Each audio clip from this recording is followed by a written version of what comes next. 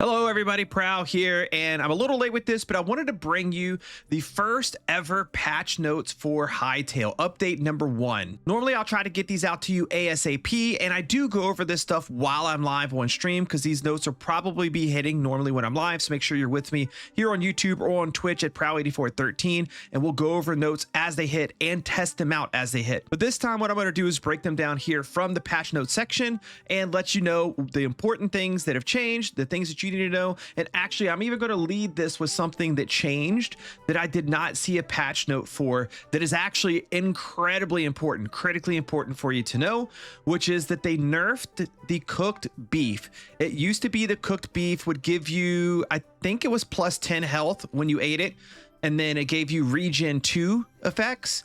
They nerfed that. It now gives you only plus 5 health when you eat it, and it gives you regen 1 effects. It was probably overall good or a smart change because beef was super easy to get. I ended up with stacks and stacks and stacks of it, just do normal gameplay, and there was no reason for me to use any other food. So now you'll probably want to switch over to eating kebabs or maybe some other things, other foods that you can cook up in the game. All right, with that one out of the way, let's go ahead and actually go over some of the things here that are important. First, with world and environment, they have added dinosaurs and other NPCs to populate the underground jungles. They currently use placeholder behaviors and are a work in progress. So expect them to have pretty simple behaviors when it comes to like finding them. And there's a special note here letting you know that there are some changes they had to make to the biomes themselves to make these generate or spawn. So any of these zone 4 jungle, underground jungle biome that you have already generated, you've already been to, those will not have the dinosaurs in them. You're going to have to go to new areas you have not yet explored in your world to be able to generate these and see them. They made some other general improvements and changes as well with the devastated land sewers, areas underneath volcanoes, and some entity placements in a few different areas like Fairy Villages and some other things with the Forgotten Temple. And this is one I reported, actually, an invisible filler block behind the bench in the Forgotten Temple. So there's a lot of little changes here. Again, these changes will only take effect if you go to new areas or you start a new world. Any areas previously loaded, these changes will not be able to take effect. Now, all of these are pretty important. NPCs and creatures added knockback resistance to NPCs that previously did not have it, so you keep you from knocking them backwards. Fire-themed NPCs and creatures should now be immune to fire damage. However, they'll still catch on fire for now. They made some improvements to the attack on the Crystal Earth Golem. Skeletons should no longer take drowning damage, so they won't drown anymore. Quebecs should now be immune to the environmental damage caused by cactus and brambles. Replaced Trork Shaman placeholder summon animation. Added proper loot tables to Quebecs and Chorks and the Whisperfrost Frontiers. Livestock should no longer climb on top of your chicken coops, and cautious wildlife predators such as the fox should no longer engage players unless attacked. Now, we got some changes here to crafting items and farming that are actually really important. The first one here has to do with the backpack. They're actually making the tier 1 and tier 2 backpack easier to get than they previously were. The tier 3, I believe at this time, is unchanged. First of all, the base backpack will now require just a tier 1 workbench instead of tier 2, meaning you'll be able to get it pretty quickly, and will only cost 8 medium leather instead of 16. The second backpack upgrade will only now require a tier 2 workbench instead of tier 3, so that should help you obtain it a little bit quicker as well. Light, medium, and heavy hide now take 10 less seconds to process into leather. This is actually a big change because if you were throwing a lot of these leathers in at a time, it took forever for them to process. So this balance change is pretty nice. It may help you not have to have as many of the processing benches for the tanning benches for leather to get it all going quickly. And this was a big change we tested on stream. I actually gave Simon this patch note here because he wanted to make sure we had everything 100% correct. Crafting benches can now pull materials from chests within 14 blocks horizontally, up from 7, and 6 blocks vertically, up from 4. So that's 14 blocks away, up to 14 blocks away from the bench horizontally. The 14th block it can reach, the 15th block it cannot, and then 6 blocks up. So that means above the bench. So block number 1 is not the bench. The bench is block number 0. And then it goes up 1, 2, 3, 4, 5, and then 6 is the maximum length that it can reach vertically. We have item tooltips now for processing benches and the upgrade requirements panel. All raw fruits and vegetables should now only grant health regen 1. Cooking them grants additional benefits. Again, this would be with the raw meat. You're now only getting health regen 1 with raw meat. I guess they probably should have added that in there. This is a huge one of my biggest annoyances in the game. I'm sure yours.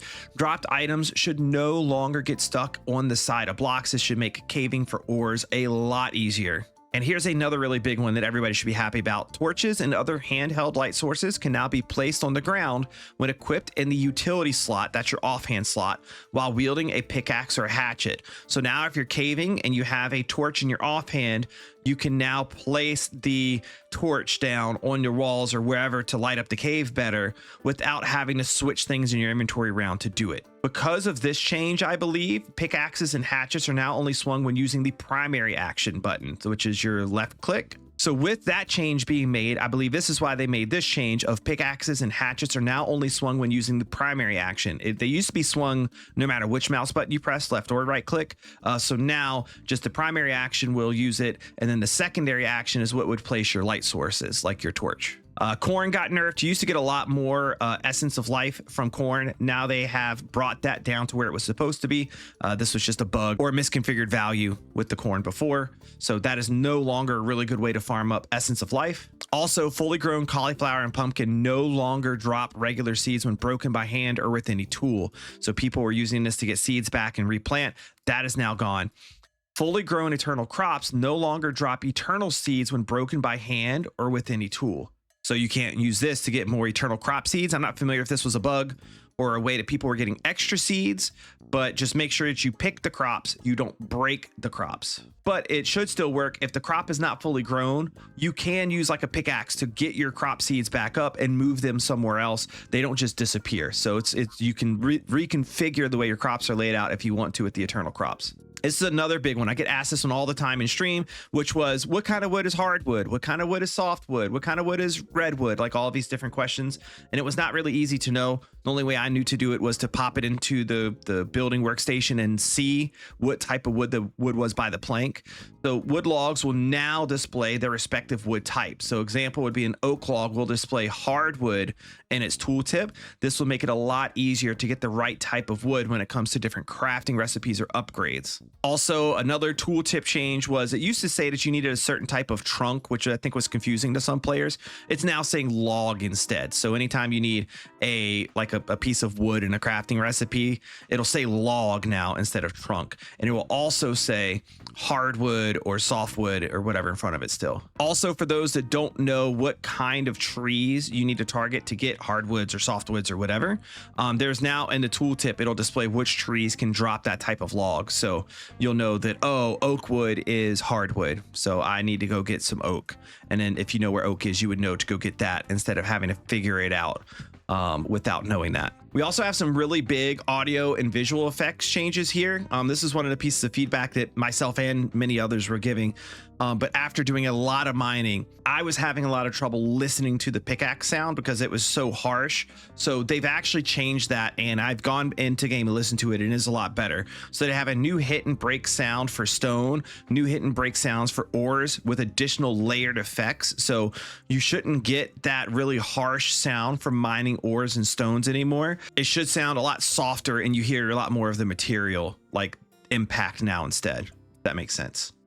Also, the torch burn loop replaced with a softer ambient sound. Torches were quite loud before, the way they would crackle, so that's going to be a welcome change for all the torches we have around our bases lighting things up. Also, we have a slew of visual effect changes like particles and other things that'll both make the game a little bit prettier and more immersive, but also give you some visual cues that certain things are happening, like when you're eating, for example, and some other things. This one is a huge one that I know a lot of people were looking for. This is under UI, performance, and quality of life.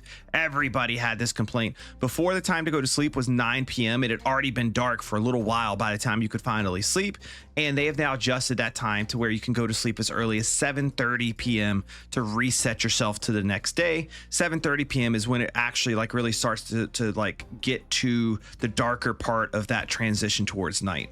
They did add in an information panel having to do with the memory system. And the main reason that I wanted to point this out is a lot of people don't know what the memory system is. You need to go to the temple by like close to where you started before. They always show up on your map. So pull up your map and you can find it. You'll want to go to the temple in the very beginning of any new world that you create. And if you haven't been there yet on your current world, you want to go to the temple and interact with the statue in the center for the memory system to unlock. And what happens is every time that you get close enough to a new mob in the game, it unlocks a memory, and then you take those memories back to the statue, and that's what actually gives you access to having more teleporters, which you can start to use a little bit later in the game. There's also some other unlocks there as well. I don't remember them offhand, but if you hover on the little chests that exist on that UI, it'll tell you what all of the different rewards are for unlocking these memories. There are a handful of new character customization options as well, and I do believe they are going to be continually expanding this for a while. So if you've already made your character, you may want to hop in and see if there's any changes that you want to make, because there's new eye types, new mouth options, a new hair color, and then they've reworked some of the hairstyles and brightened some things and just some other little stuff. So poke around with your character and just make sure that it still looks the way you want to, and just keep on the lookout for these changes to happen every single patch. I'll be sure to call them out or point them out whenever they do. We also have some minor changes to combat and balance. Weapon attacks should now check for line of sight. This, I don't know exactly where this is going to affect, probably affect PvP by quite a bit, and maybe some instances where it was unfair in PvE environments as well. The burn effect is actually going to do less damage now, but burn applied by lava remains unchanged. If I'm reading this right or understand this right, it means that when you're in lava, you're taking a different type of burn damage as opposed to when you get out of the lava and you're just on fire.